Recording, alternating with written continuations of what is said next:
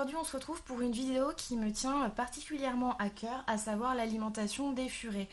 Je vais essayer un petit peu de vous dire pourquoi je suis contre les croquettes, pourquoi je suis pour la viande et les proies. On va voir un petit peu tout ça ensemble. Donc je vais essayer de ne pas être trop diffuse, sachant que c'est quand même un sujet qui me tient à cœur. Voilà. Donc attaquons tout de suite. Déjà, je voudrais revenir sur les préjugés qu'ont certaines personnes par rapport à la viande et aux proies. Donc j'ai souvent lu des gens qui pensent que si on donne de la viande ou des proies à son furet, il aura le goût du sang et donc il sera agressif et va mordre. C'est totalement faux, c'est un mythe, c'est une idiotie, c'est comme croire aux vampires, c'est vraiment, voilà, regardez, mon Dieu, elle mange de la viande, vous les voyez tout le temps mes furets, ils mangent de la viande et des proies, et bah franchement, je suis désolée, c'est pas... C'est vraiment tout sauf des furets méchants, quoi. Donc un furet mordeur, c'est pas un furet qui mange de la viande, c'est encore autre chose. Donc c'est tout à fait faux. Ce que j'entends aussi beaucoup, c'est oui, mais si on donne de la viande ou des proies, le furet il va avoir vachement de verre. Il va être plein de verre, ça va être la catastrophe. Pas du tout non plus, c'est complètement faux. C'est une idée qu'on se fait parce que nous, si on mange de la viande crue, on peut avoir apparemment des vers, enfin chez l'être humain. Le furet n'a pas du tout le même système digestif que l'être humain. Il est fait pour manger de la viande crue et il n'est pas pour autant plein de vers. D'ailleurs, les vers, quitte à en avoir, il y en a aussi chez ceux qui mangent des croquettes. Hein. Ça veut rien dire du tout. J'entends aussi beaucoup que, bah oui, mais la viande, bah, ça coûte cher. Bah non, c'est pas vrai, c'est pareil, je veux dire, si vous faites les bons achats, que vous faites un petit peu attention, ça vous coûtera pas plus cher que les fameux croquettes que vous pensez de bonne qualité.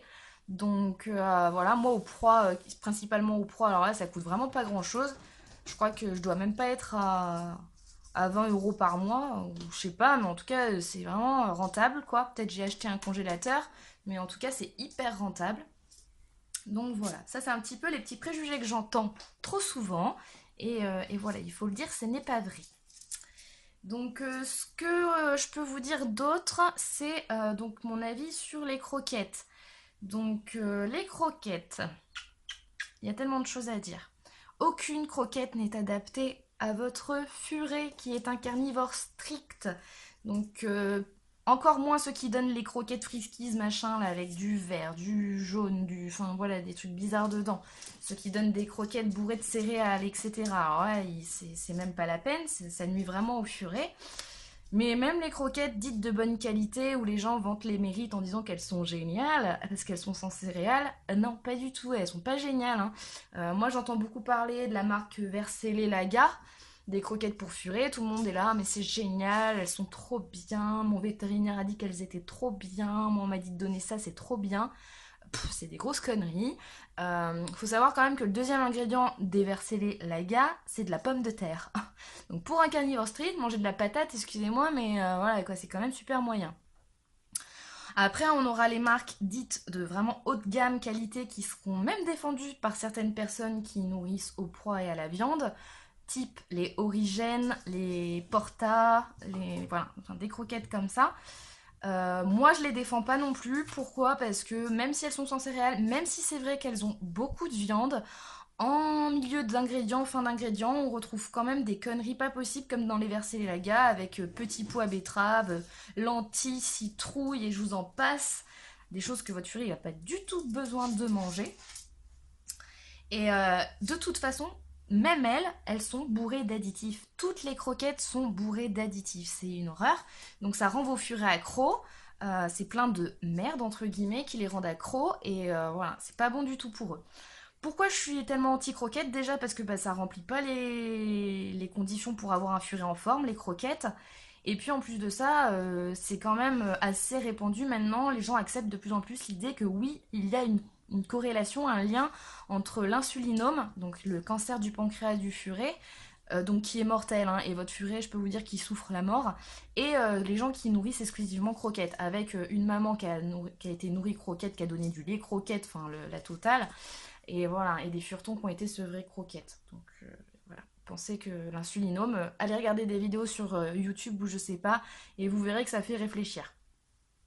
D'ailleurs, on voit très bien la différence. Hein. Les furets nourris croquettes, je suis désolée, mais ils ont un gabarit bien plus petit que les furets nourris avec des proies, de la viande variée, ils ont un moins beau poil, ils tiennent moins longtemps au niveau de la vie, c'est pratiquement un fait. Alors oui, il y aura toujours quelqu'un pour dire oui, mais c'est pas vrai, parce que moi j'ai nourri mon furet aux croquettes, j'ai eu plein de furets aux croquettes, ils sont tous morts vers 6-7 ans. Bah moi j'ai juste envie de dire, bah ça se trouve ton furet à la viande, il en aurait tenu 3 de plus, quoi. Donc du coup, voilà, ça veut rien dire. Nous, chez les fumeurs, chez les humains, voilà, on fume des cigarettes, et bah c'est pas pour autant qu'on dit ah bah oui, mais moi, mon grand-père, il a fumé des cigarettes jusqu'à 75 ans, un paquet par jour, et bah regardez, il est en pleine forme, hein, donc les clopes, c'est un mythe, hein, ça fait rien, hein. Bah si, hein, c'est juste une histoire de génétique, de chance, enfin voilà, donc bon, jouer avec la vie des humains, enfin on fait notre propre choix de fumer ou pas, votre furet, il fait pas le choix de manger ou pas des croquettes. J'en viens un petit peu aux excuses que j'en ai marre d'entendre aussi des croquetteux, désolé pour le terme. Le fameux ah mais moi mon furet de toute façon non il en mange pas, il aime pas la viande, il en veut pas, donc je vais pas le laisser mourir de faim. Non, c'est sûr ton furet tu vas pas le laisser mourir de faim, mais t'inquiète pas, lui non plus il va pas se laisser mourir de faim. En gros, sur un furet en bonne santé, et j'insiste sur le en bonne santé, donc ça veut dire qu'il va très bien, il faut supprimer les croquettes. Il ne s'agit pas de les supprimer 2 jours et de lui rendre. Votre furet, on en a déjà parlé, c'est un animal intelligent, c'est un animal très têtu. Donc voilà, lui, tant qu'il voit que les croquettes reviennent, il boudra, il se dira bah, de toute façon, regarde, je mange pas, et donc t'as vu, tu me ramènes mes croquettes. Donc voilà, on supprime totalement les croquettes. Il y a plein de groupes de gens qui sont prêts à aider et qui sont prêts à donner des très bons conseils pour faire des transitions. Donc le coup de ah ben moi une fois je lui ai donné un bout de poulet, il l'a pas mangé, hein. Et puis de toute façon il avait rien mangé pendant 2 jours, alors non non, hein, moi je lui ai remis ses croquettes. Non. Après, faut pas prendre ça comme un jugement ce que je dis. Je suis tombée moi-même dans le panneau avec ma femelle. Quand je l'ai eue, on m'avait dit bah non mais tu peux donner. Elle était nourrie à la viande, au broyé, ce qui est pas déjà top, mais c'est déjà quand même bien. Donc voilà, on m'avait dit tu peux donner des bonnes croquettes sans céréales, il y a pas de souci, c'est bien. Alors moi je m'étais dit tout de suite, oula, bah oui, je vais donner des croquettes. En plus, elle avait commencé un petit peu à bouder la viande que je lui faisais parce qu'il y avait un changement. Paniquée, moi ça faisait 2 jours que je l'avais, ah non non mais vite, alors au début elle boudait les croquettes, elle connaissait pas, et puis elle s'est mise à en manger, et puis voilà, et en fait je savais pas, je me rendais pas compte que c'était mal, que c'était grave, que voilà, qu'il y avait vraiment mieux pour eux. Le tout c'est de changer rapidement. Voilà, c'est comme les McDo, t'en manges un une fois, t'en manges un pendant 2 mois, t'en manges un, voilà, c'est pas, t'en manges tous les jours pendant 2 mois, je veux dire, c'est pas la mort. Le truc, c'est une alimentation comme ça pendant des années en fait, hein. Voilà, plus vous continuez sur les croquettes et les choses comme ça, et plus forcément votre furet aura de grandes chances d'avoir des gros pépins de santé. Donc voilà. Et puis les avantages du cru, c'est quand même voilà un furet qui a un beau poids, qui a un beau poil, un furet qui est plus dynamique. Bon, alors là, c'est vrai que les miens sont jamais dynamiques quand pratiquement. Mais bon, là en plus il fait, je sais pas, 30 degrés, c'est une aura, il fait super chaud.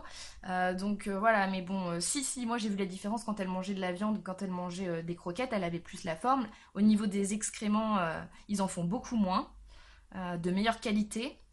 Euh, ils boivent beaucoup moins d'eau aussi, parce que forcément les croquettes ça les assèche, etc. Faut savoir aussi que bah, vous avez vu déjà des dents de furet, hein. Vu les dents, voilà, ils ont besoin de manger, de faire leurs dents. Donc c'est-à-dire que quand on leur donne des croquettes et même du broyé, moi je suis pas pour le broyé, hein, quand c'est complètement écrasé là en bouillie, parce que votre furet, il fait pas ses dents, il va avoir plein de tartre. C'est pas bon du tout pour lui.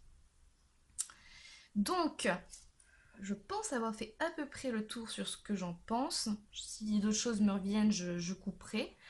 On va parler un petit peu de barf, carnet, rot, proie. Qu'est-ce que c'est que tout ça? Parce qu'au début, moi aussi, je me mélangeais pas mal.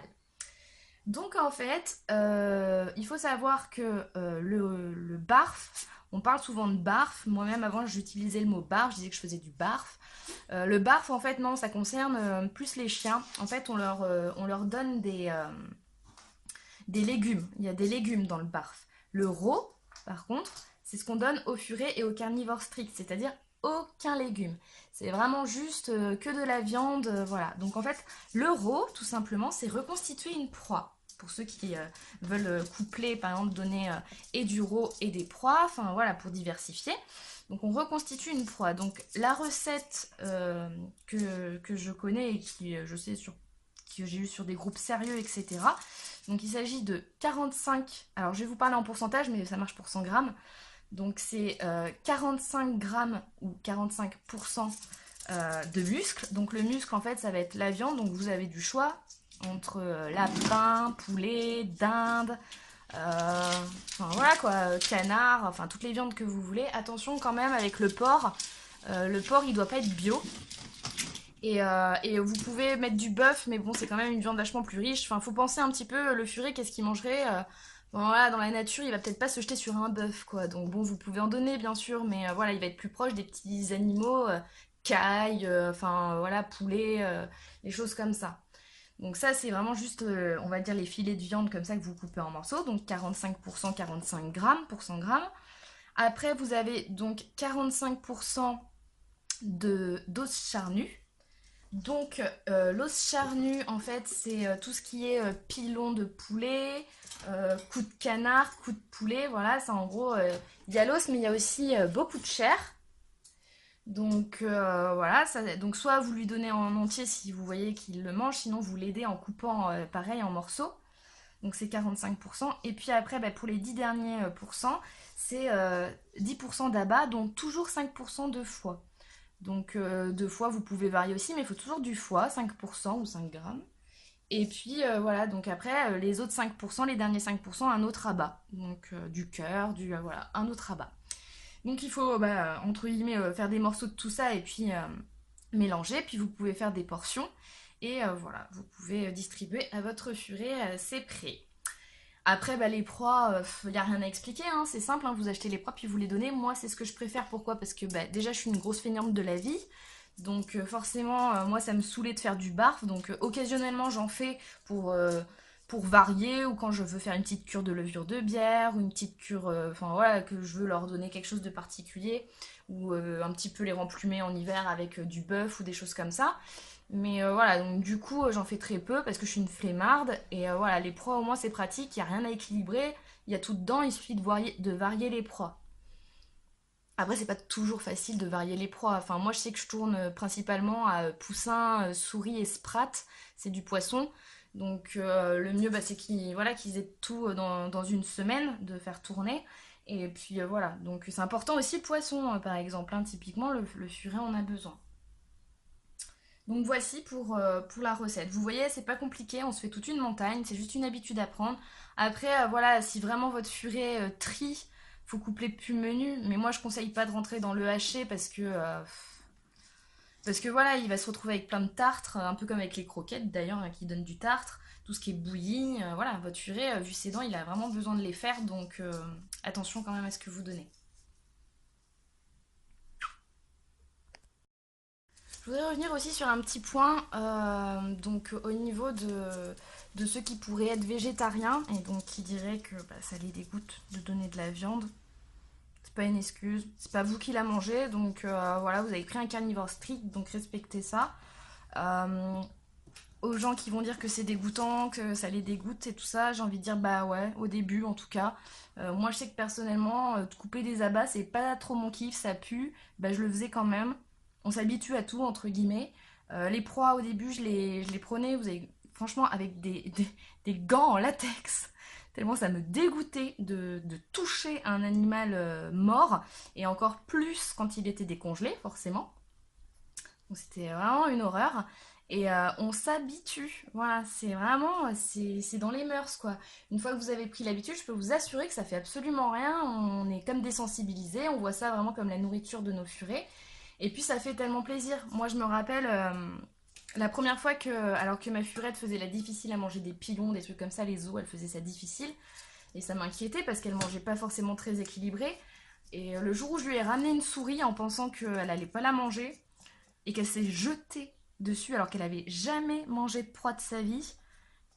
Alors certes j'étais choquée, hein. J'étais choquée parce que bah voilà, on entend les trucs qui craquent, voilà, on n'est pas obligé de les regarder, mais bon moi je regardais, c'était la première fois, je voulais voir si elle mangeait. Enfin voilà, ça peut être choquant, mais je vous assure, ça fait tellement plaisir de voir que son furet, bah il se régale, mais en se faisant, enfin un bon régal avec des choses saines. Je disais, que Pixie essaye de griller mon anonymat, que voilà, on le voit qu'il se régale et ça fait vraiment plaisir. Donc voilà. y a pas de raison, tout le monde peut le faire et puis il n'y a pas d'excuses qui tiennent pour moi, enfin vous l'aurez bien compris. Chacun fait ses choix et chacun les assume. Après, faut pas perdre de vue que c'est vos choix, mais c'est pas votre vie. C'est la vie d'un animal, d'un furet, et lui, il a rien demandé. Donc le but du jeu, c'est quand même de faire un maximum pour lui. Écoutez pas forcément les conseils de certains vétérinaires qui s'en fichent, qui vont vous vendre des croquettes, qui connaissent rien, d'éleveurs entre guillemets particuliers qui font nawak, etc. Franchement, renseignez-vous bien et vous verrez que la plupart des gens très sérieux avec les furets vous diront jamais que les croquettes ça le fait en fait. Les croquettes ça le fera jamais. Donc voilà, j'espère que je vous aurai pas trop fâché ou déçu en vous expliquant un petit peu à quel point moi les croquettes c'est non, mais bon voilà, je vois pas pourquoi, je vais pas faire plaisir pour dire ah ben si mais vous pouvez donner des croquettes sans céréales, hein, c'est bien, hein, il y a de la bonne qualité, non, voilà, non c'est non. Donc voilà, j'espère que ça vous a plu et que si vous voulez ouvrir un débat, il n'y a pas de souci. Moi, je suis toujours prête à parler, mais voilà. Donc, salut tout le monde.